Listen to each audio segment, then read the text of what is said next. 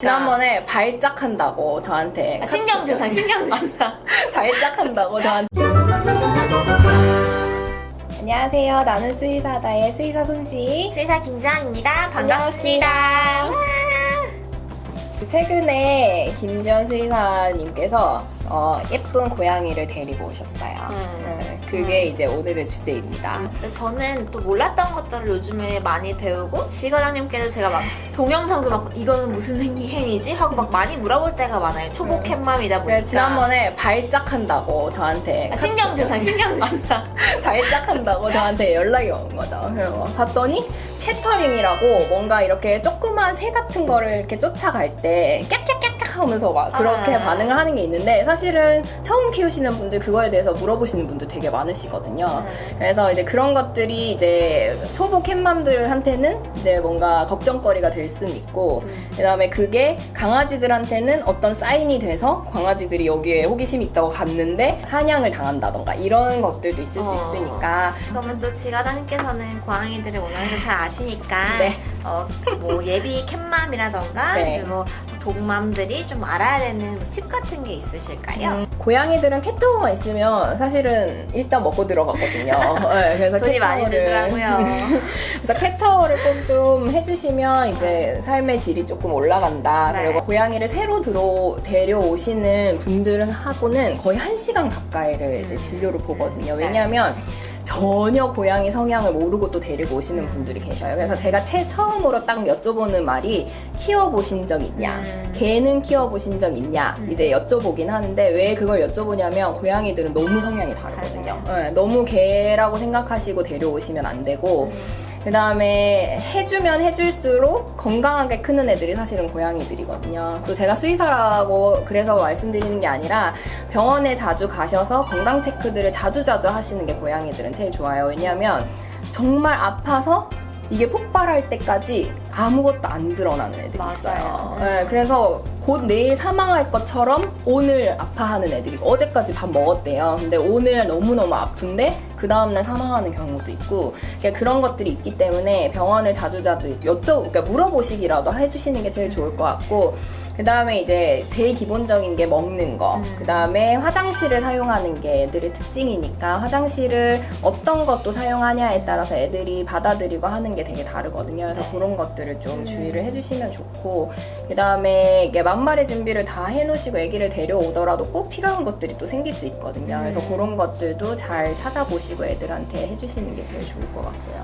강아지랑 고양이랑 같이 키웠을 때 어떤 일이 일어나는지에 대해서, 그러니까 사실은 요새 원래도 강아지들을 많이 키우셨었고, 그 다음에 이제 고양이 피플들이 엄청 많이 생기기 시작을 했는데, 이 둘이 만나면 어떻게 되냐가 이제 사실은 요 근래에 되게 많이 이제 화두가 되고 있거든요.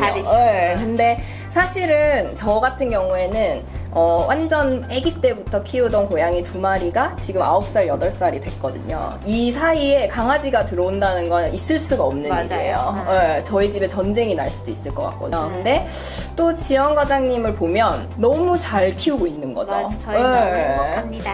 그러면 이렇게 좀 대형견들하고 고양이하고 같이 크는 거에 대해서는 또 어떻게 생각하세요? 전 좀 사실 걱정돼요. 또 걱정스러워. 저도 좀 걱정되는 건 저희 집이 이 3마리가 너무 조화롭게 잘 지낼 수 있었던 이유 중에 하나는, 일단 강아지들이 둘 다 너무 온순한 편이에요. 그래서 둘 다 되게 온순한데 또 고양이가 호기심도 많은 상태였기 때문에 강아지들이랑 그냥 같이 놀고 싶어하고 자연스럽게 그렇게 되는데, 이제 성묘들 같은 경우는 이미 자기네들이 뭘 원하고 뭘 방해받지 않고 싶고 이런 것들이 굉장히 명확하다 보니까 거기에 이제 강아지가 난입을 하게 되면 그 모든 평화를 깨치우는 그런 것들이 될 수 있는 건 것 같아요. 아마 둘이 같이 살 수 있다는 거는 서로 이렇게 이제 뭔가 가지고 태어난 성격이나 이런 것들을 잘 파악을 하게 되면 가능하다고는 생각을 하거든요. 그래서 섞일 수 없다라고 했을 때는 특별히 분리를 시켜놓는 방법들도 있어요. 특히나 이제 뭐 같이 살고 있는 경우는 괜찮지만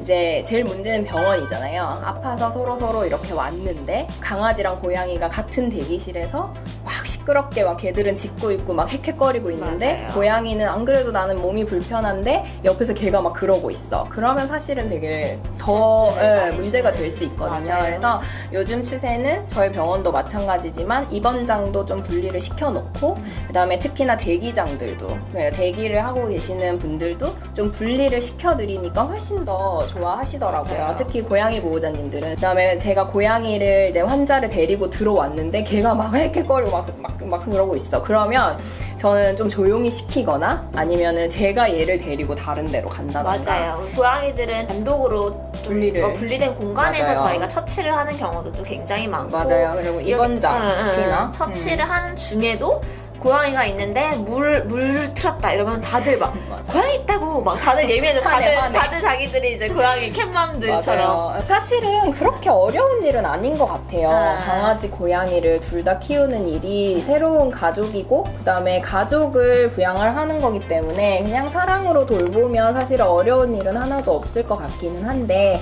그래도 좀 주의해야 되는 것들은 이제 성향 자체가 다르니까 거기에 맞춰서 잘 해줘야 되는 것들이 네. 좀 있을 수 있을 맞아요. 것 같고 그다음에 뭐 연령 차이나 이런 것들도 사실은 이제 분양을 받으실 때 영향이 클 수가 있으니까. 맞아요. 조심해 주셔야 될 것 같아요. 그리고 다 누구나 자기 고양이가 개냥이길 바라지만 안 그런 경우도 사실 맞아요. 너무너무 많아서 뭐 가구라던가 이런 것들도 굉장히 손상을 많이 주는 경우들도 많고 근데 맞아요. 그런 부분까지도 다 좀 용인을 할 수 있을 때 강아지 가족으로 받아들일 수 있지 않을까 생각이 들어요. 저희도 뭐 항상 공부하는 사람들이긴 하지만 이렇게 가족을 데리고 오실 때는 꼭 조금 더 고민하시고 공부도 많이 하시고 그렇게 하셔서 데리고 오시면 좋을 것 같아요. 네, 그러면 또 궁금하신 거 있으시면 언제든지 문의 주시고요.